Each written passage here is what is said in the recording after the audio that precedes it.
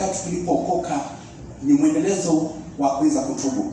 So adhuhuri ya leo nataka tuweza kuzungumzia, Roho wa Bwana anatuzungumzia juu ya siri za Mungu.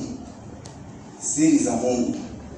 Na siri hizo za Mungu, Mungu ameziweka mikononi mwa wakili. Wakili kama vile tunajua katika maisha ya asilia ni wale ambao tunawafahamu kama kwa makotini, ambao ni wanawakilisha wateja wao kwa makesi, wanawakilisha kwa mambo tofauti. Lakini adhuhuri ya leo watu tunaenda kumtizama huyu wakili, kwa sababu wakati mtu anapookoka, matarajio ya Mungu ni kwamba huyu muumini mpya akakulie katika msongo huyo, mwendeleo huo wa kutubu, akaweze kujengeka, akaweze kuwa wakili wa siri za Mungu. So katika maandiko, katika kitabu cha Luka sura ya 12 tuweze kuona maana ya wakili, ama Biblia imemtuliaje huyu wakili katika maandiko haya. Luka mstari wake ni 41.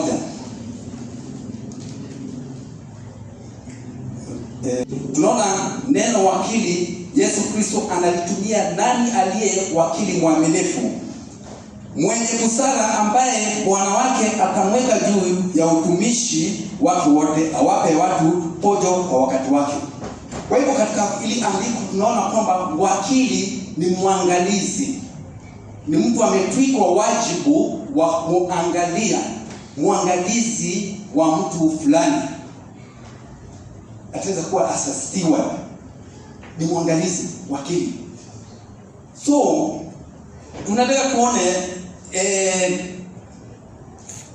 kuna siri za Mungu ambazo tutaenda kuona katika maandiko, ambapo huyu wakili ametwikwa kuweza kuzihifadhi, kuweza kuzichukua kwenda nazo, kuhifadhi na kuzitendeza kazi hizi, zile siri za Mungu. So utakuuliza kama wewe katika mwendeleo huu wa somo hili, tutaona kama kwamba utajidadisi uone kama wewe ni wakili mwaminifu, kama vile Yesu Kristo akamuuliza Petro, ni wakili yupi mwaminifu?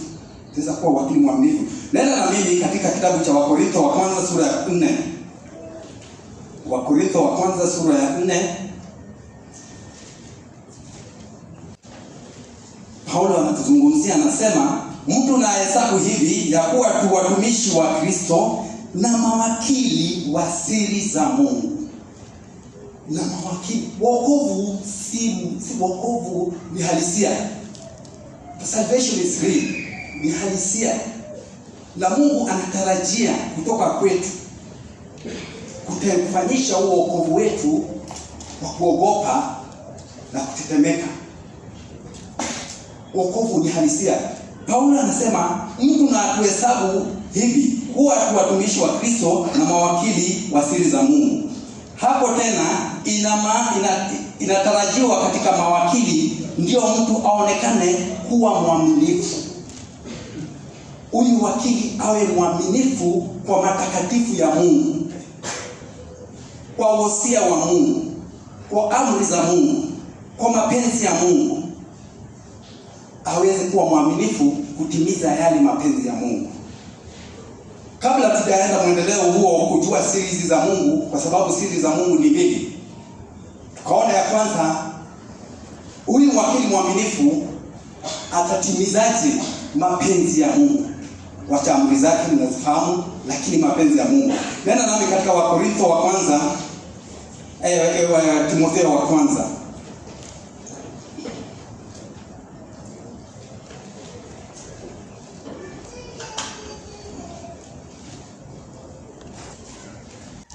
First Timothy chapter 2. Basi kabla ya mambo yote, nataka dua na sala na maombezi na shukrani zifanyike kwa ajili ya watu wote, kwa ajili ya wafalme na wenye mamlaka. Tuishi maisha utulivu na amani katika utawa wote na ustahili.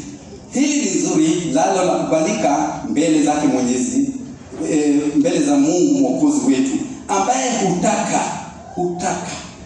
Hayo ndio mapenzi ya Mungu, watu wote wakaweze kuokoka na ambaye hutaka watu wote waokolewe na kupata kujua yaliyo kweli. Mapenzi, huyu Mungu ambaye Paulo anamzungumzia kwamba Mungu Mwokozi wetu anatarajio, akona ombi, akona penzi la huyu Mungu Mwokozi ni kwamba watu wote wakaokolewe na wakaweze kufanya nini? Kujua yaliyo kweli. So wakili mwema, wakili mwaminifu ni akaweza kudadisi, akajue mapenzi ya Bwana wake ni yapi. Ni kwamba huyu ambaye ni Mungu Mwokozi ni kwamba watu wakaokolewe na wakajue kweli. Hayo ni mapenzi ya Mungu. Watu wanapookolewa na wanapojua kweli, moyo wa Mungu unaburudika, unakuwa na furaha. The joy of the Lord is what? Is our strength. So whenever you make the joy, the Lord be joyful, He strengthens you, He gives you grace.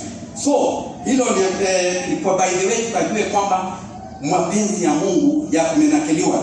Lakini sasa tunakuja kuangalia siri ya Mungu. Hizi siri za Mungu ni zipi?